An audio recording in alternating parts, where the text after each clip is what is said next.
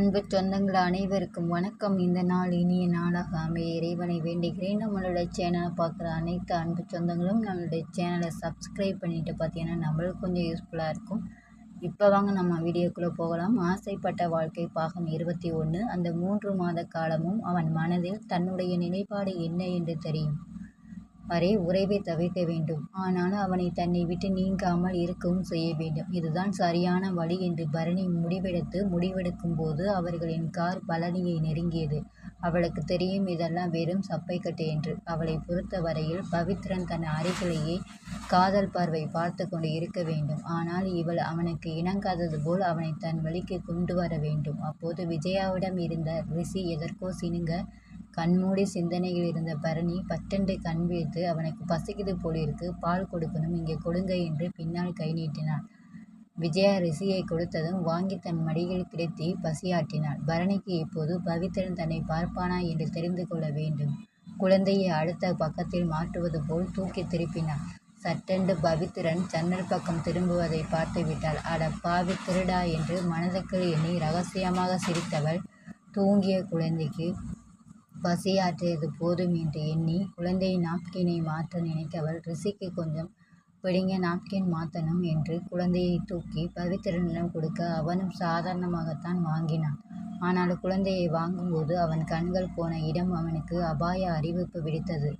பவித்ரன் மூச்சு விட மறந்து சட்டென்று வாய் பிளந்தான். பரணி அலட்சியமாக அவன் மடையில் இருந்த குழந்தைக்கு நாப்கினை மாற்றினான். ஈரமான பழைய நாப்கினை ஒரு கவரில் போட்டுவிட்டு, அங்கிள் காரை கொஞ்சம் ஓரமாக நிறுத்தச் சொல்லுங்க, கை கழுவணும் என்றாள். கார் ஓரமாக நிற்க டிரைவர் தண்ணீர் பாட்டிலுடன் இறங்க பவித்ரன் பதட்டமானான். டிரைவர் வருவதற்குள் குழந்தையை பரணியின் மடிக்கு மாற்றி பக்கவாட்டில் தெரிந்த புடவையை அவசரமாக விலக்கி முந்தானையை சரி செய்து விட்டான். இதை பரணி எதிர்பார்க்கவில்லை. வீட்டில் சில நேரங்களில் அவள் இதுபோல குழந்தையின் ஈரத்துணியை மாற்றுவது வழக்கம். அப்போது வெறும் புடவையை மட்டும் இழுத்து விடுவாள். நிறைய முறை ராகினி கவனித்துவிட்டு, இன்னும் சின்ன பிள்ளையாகவே இருக்கிய கண்ணு, பொம்பளையை பார்த்தால் கூட ஒருத்தர் கண்ணு போல இருக்காது கண்ணு என்று திட்டுவாள். இப்போது அதே பழக்கம் வந்து பவித்ரன் இழுத்து மூடும்படி ஆகிவிட்டது. அவளுக்கு சங்கடமாக இருந்தது. என்னை பற்றி என்ன நினைப்பான், அதுவும் அவன் கை காயத்தோடு இப்படி. அவளுக்குள் ஒரு மாதிரியாக இருக்க தலையை சங்கடமாக குனிந்து கொண்டாள். பவித்ரன் மகனை வாங்கி கொண்டு அந்த கவரை கீழே போட்டுட்டு கை கழிட்டு வா பரணி என்று அமைதியாக கூறியதும் சரி என்று தலையசைத்துவிட்டு இறங்கி டிரைவர் கொடுத்த தண்ணீரால் கையை கழுவி கொண்டு மறுபடியும் காரில் ஏறினாள். அவள் அமர்ந்ததும் அவள் மடியில் மகனை கிடத்திய பவித்ரன், பால் குடிச்சிட்டானா, ரிஷியை அம்மா கிட்ட கொடுத்துடு என்றான். ஆமாம் பரணி, என்கிட்ட கொடு, நான் வச்சுக்கிறேன், நீ கொஞ்ச நேரம் தூங்கு, நைட்டெல்லாம் தூங்கலை என்று கரிசனத்தோடு விஜயா கூறிவிட்டு குழந்தைக்காக கை நீட்டினான். பரணிக்கும் தூக்கம் கண்களை அழுத்தியது. ரிஷியை தூக்கி பின்னால் கொடுத்துவிட்டு சீட்டில் கண்மூடி சாய, நான் நகர்ந்துக்கிறேன் பரணி, நீ காலை நீட்டி நல்லா படுத்துக்க என்று பவித்ரன் கூறியதும் பரணிக்கும் அப்படி படுத்தால் தேவலம் போல் இருக்க அவன் பக்கமாக தலையை நீட்ட சங்கடப்பட்டு தலையை அவன் பக்கமாக வைத்து கொண்டு காலை மடிக்கு படுத்து கொண்டான். பவித்ரன் அவன் தலையை தன் காயம்பட்ட கைகளால் தூக்கி தன் மடியில் வைத்து கொள்ள முயன்றான். பரணி புரிந்து கொண்டு சற்று மேலே ஏறி படுத்து அவன் மடியில் தலை வைத்து கொண்டாள். பரணியின் தலை நழுவாமல் பவித்ரனின் வலது கை அவள் கழுத்தை சுற்றி வளைத்து தன் வயிற்றோடு அழுத்தி கொண்டு விரல்களால் அவன் நெற்றியை வருட பரணிக்கு சுகமாக இருந்தது. இதுவரை எத்தனையோ முறை பவித்ரன் பரணியின் மடியில் படுத்து உறங்கியிருக்கிறான். பரணி அவன் மடியில் தலை சாய்வது இதுதான் முதல் முறை. அவனுடைய அன்பான வருடலில் பரணிக்கு கண்ணை கரித்தது. சற்று முன் அவள் மறந்து போய்விட்டதால் நேரவிருந்த அவமானம் பவித்ரனால் சவிக்கப்பட்டது. இப்படியெல்லாம் இருக்கிறது என்று கோபமாய் ஒரு பார்வை கூட பார்க்கவில்லை. மாறாக தெரியாத குழந்தைக்கு உடை திருத்தும் ஒரு கண்ணியம் மட்டுமே அவன் செயலில் இருந்தது. இப்போதும் அவன் மடியில் படுக்க வைத்து தூங்க வைப்பதில் கூட அன்பான ஒரு அரவணைப்பு இருந்ததை தவிர அவன் செயலில் கொஞ்சம் கூட விரசமில்லை.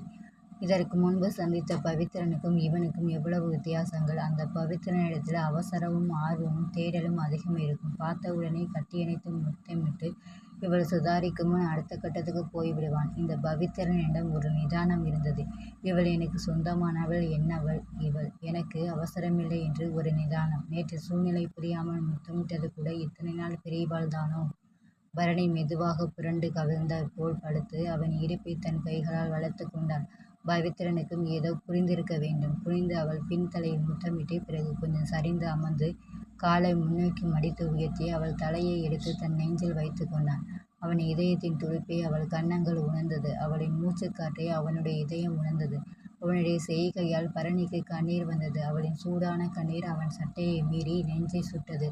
அது அவன் கண்ணீர் தான் என்று நிமிடத்தில் உணர்ந்த பவித்ரன், ஷோ என்னடா இது, இனிமே நீ எப்பவும் அழக்கூடாது, நான் இருக்கும் வரை என்று பவித்ரன் குனிந்து அவள் காதாரம் சொல்லிய மெல்லிய குரலில் கூறினாலும் அந்த குரல் சாமிநாதன் விசையாவின் காதுகளிலும் விழுந்தது. ஆனால் இருவரும் எதையும் பேசவில்லை. அவள் கண்ணீரை கண்ட பவித்ரனின் அணைப்பு இறுக்கியது. பரணியை மடியில் தாங்கிய பவித்ரனும் கண்மூடி பின்னால் சாய்ந்தான். ஆனால் பரணியின் தலையை பற்றியிருந்த கைகள் மட்டும் தளரவில்லை. பழனி வந்ததும் சாப்பாட்டுக்காக ஒரு ஹோட்டலில் கார் நிறுத்த சொன்னார் சாமிநாதன். கார் குலுங்கி நின்றதும் பரணி தான் முதலில் விழித்தாள். தன்னை சுற்றியிருந்த பவித்ரனின் கையில் காயம் இருந்த இடத்தில் உதட்டை அழுத்தமாக பதித்துவிட்டு வேகமாக எழுந்துவிட்டாள் பரணி. பவித்ரன் தூக்கத்தில் கவனித்திருக்க மாட்டான் என்றுதான் பரணி நினைத்தாள். ஆனால் அவன் இந்த கை என்ன பாவம் பண்ணுச்சு என்று இடது கையை கட்டி பரிதாபமாக கேட்டதும் மாட்டிக்கொண்டதில் வெட்கப்பட்டு பரணி வெளியே வேடிக்கை பார்க்க ஆரம்பித்தாள். காரிலிருந்து இறங்கி பவித்ரன் கார் கதவை திறந்து குனிந்த சாமிநாதன், பவித்ரன், நாங்கள் உள்ளே போய் சாப்பிட்றோம், உனக்கு ஈஸியாக சாப்பிட்ற மாதிரி ஏதாவது வாங்கி கொடுத்து அனுப்புகிறோம், ஸ்பூன் போட்டு சாப்பிடு பவித்ரன் என்றவர் பரணியை பார்த்து, நீயும் வாமா சாப்பிடலாம் என்று அழைத்தார். திரும்பி அவரை பார்த்தவர், எனக்குமா, இவருக்கு வாங்குறதையே வாங்கி கொடுத்தடுப்புக்கு அங்கில் இங்கேயே சாப்பிட்றோம் என்று புன்னகையோடு கூட சரி என்று நிமிர்ந்த சாமிநாதன், ஏண்டி விஜய், நீயாவது இறங்கின், அப்படியே பேரனோடு ஐக்கியமாயிட்ட போலிருக்கு என்று மனைவியை கிண்டல் செய்தார். வெகு நாட்களுக்கு பிறகு வெட்கப்பட்ட விஜயா, ஐயோ, இவர் என்னமோ பேரனையே கொஞ்சாதவர் மாதிரி பேசுகிறாரு பாருடா ரிஷி என்று போலியாக சலித்தபடி காரில் இருந்து இறங்கினார். சாமிநாதன் பேரனை வாங்கி கொண்டு மறுபடியும் குனிந்து, ஏமா ரிஷி என்னம்மா சாப்பிடுவான் என்று பரணியிடம் கேட்டார். ரசம் சாதம் குடைத்து கூட்டினா சாப்பிடுவான், அதோட பருப்பு சாதம் கூட சாப்பிடுவான் அங்கிள் என்ற பரணி. அவனை கொடுங்க அங்கிள், நானே ஊட்டுகிறேன், நீங்கள் போய் சாப்பிட்டு வாங்க என்று பரணி கூறியதை கேட்க அங்கு யாரும் இல்லை. ரிஷி விஷயத்தில் இனி உனக்கு எந்த வேலையும் இருக்காது போல, எல்லாம் அவங்க பாட்டி தாத்தாவே பார்த்துக்குவாங்க. ஆனாலும் எங்கள் அப்பாவும் அம்மாவும் இன்னும் இளமையாக இருக்காங்க. ரிஷியை பேரன்னு சொன்னால் யாரும் நம்ப மாட்டாங்க தானே என்று பவித்ரன் குறும்பாக கேட்க, வேறெங்கே பார்ப்பது போல் பாவனை செய்த பரணி, ஆமாம், புள்ள பிஞ்சிலேயே படுத்தா சீக்கிரமாக பேரன் பேத்தியை பார்க்கத்தானே வேண்டியதுதான், வேறு வழியா? ஆனாலும் இதுவே ரொம்ப லேட்டு தான். உங்கள் அனுபவத்துக்கு இன்னும் 5-6 வருஷத்துக்கு முன்னாடியே இவங்க தாத்தா பாட்டியாக ஆகியிருக்கணும்.